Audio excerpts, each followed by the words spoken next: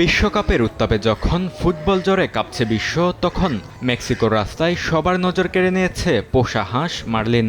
শহরের রাস্তায় মেক্সিকোর জাতীয় দলের জার্সি আর পায়ে মোজো পরে ঘুরে বেড়ানো মার্লিন এখন স্থানীয়দের কাছে পরিচিত মুখ।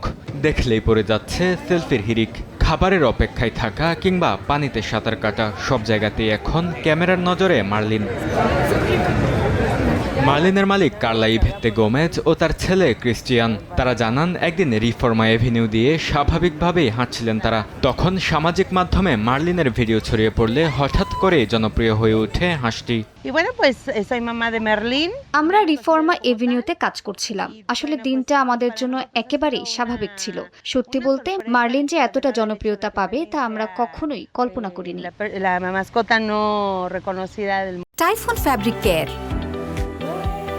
ফ্যাব্রিক কেয়ারের সুপার পাওয়ার। একটি ভিডিওতে মার্লিনকে মেক্সিকোর পতাকা ঠোঁট দিয়ে স্পর্শ করতে দেখা যায়, যা ফুটবল সমর্থকদের মাঝে আরও জনপ্রিয় করে তোলে হাঁসটিকে।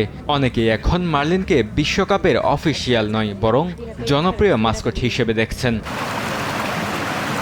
তবে এই জনপ্রিয়তা নিয়ে বিতর্কে জড়াতে চান না মার্লিনের মালিক। মার্লিনের প্রতি মানুষের এ ভালোবাসায় খুশি পুরো পরিবার।